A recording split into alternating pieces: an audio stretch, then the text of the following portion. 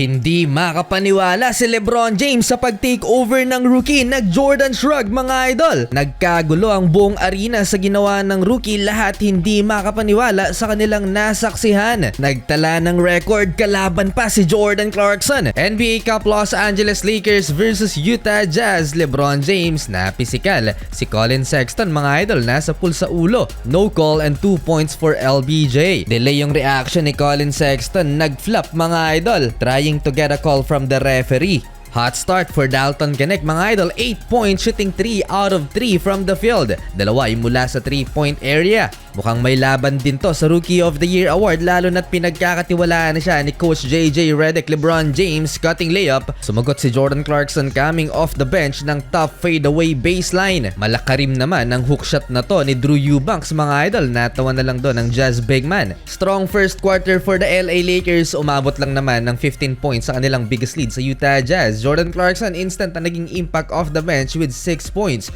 Naghahabol ng 12 ang Utah 34-22 at the end of opening frame. Second quarter, Jordan Clarkson with his first triple. Nasundan pa yan ng tip layup ni Lauri Markkanen baba sa single digit ang lamang ng purple and gold. LeBron James over Lauri Markkanen and Austin Reaves beautiful teardrop, and Austin Reaves wows the crowd with this beautiful teardrop against Drew Eubanks. Halfway ng second quarter, Max Christie lockdown defense, supalpal si John Collins. At sa fast break, Dalton Knecht alley-oop slam dunk. Both defense and offense naman ang ambag ni Anthony Davis. Dalton Knecht third slam dunk mula sa assist ni AD. Solid first half then for Austin Reaves with 12 points. And LeBron James with a scoop layup. Up and under for LeBron, 57-44 halftime, 13 points ang inahabol ng Utah Jazz. Third quarter nagsimula ang third quarter sa end one play ni Anthony Davis. May masamang balak naman si LeBron James kay Lauri Markkanen at John Collins. Hindi nga lang naipasok ang slam dunk attempt nito ni LeBron. 2 free throws for LBJ. Takeover mode na mga idol. And one opportunity at itong almost logo shot. 1 assist away na lang si LeBron James for another double-double performance. Double-double naman na si Anthony Davis. 17 points, 12 boards, and LeBron James in transition. Double clutch dunk na hype ang bench mga idol sa ginawa ni LBJ. Nag-raise the roof pa yung isa. After timeout sa 3-point attempt na ito ni LeBron James, nagmintis mga idol. Bigla na lang sumigaw at nagalit itong si LeBron.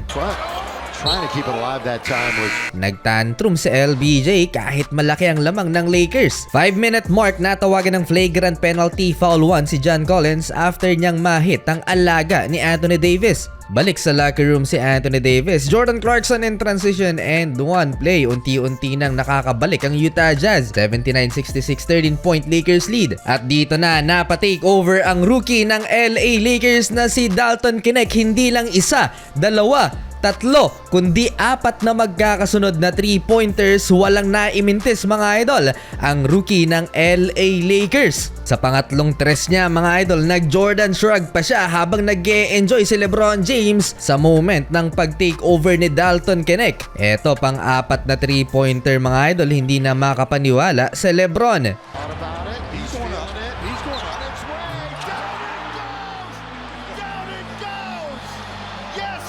After ng 4 na magkasunod na 3-pointers na yan, na-foul din beyond the arc si Dalton. Eto, papatapos ang third quarter, na ipasok niya ang kanyang pang-5 3-pointer sa quarter na ito kontra kay Jordan Clarkson. Total of 21 points sa quarter lamang na ito at hindi na makapaniwala si Anthony Davis sa kanyang nasaksihan sa pag-take over ng rookie mga idol. 97-75, 33 points in total for Dalton Knecht. Total takeover, that's 18 points straight mga idol para sa rookie. Perfect 6 out of 6 from the field si Dalton sa third quarter. Fourth quarter, same spot, another 3-pointer, rookie record. 9 threes in a single game, 37 points, kanyang career high. Nang nilabas si Dalton, nag-run mga idol ang Utah Jazz at naibaba sa 10 points ang kalamangan ng purple and gold. Pero nang binalik si Dalton Knecht, nagsihiyawan na naman ang mga fans, nag-standing ovation pa yung iba. Para matigil ang momentum na binubuo ng Utah Jazz, nagpakawala ng 3-pointer ang isa pang white guy na si Austin Reaves. Naapakan pa siya ni John Collins mga idol sa 3-point na yan. Di pa pwedeng mag-relax Keontae George, back-to-back 3-pointer, same spot, 114-105. Last 2 minutes, nagmintes na si Dalton Knecht and Lauri Markkanen cut the lead into 7 points. Well, sa huli kinulang sa comeback ang Utah Jazz at nakuha pa rin ng LA Lakers ang panalo.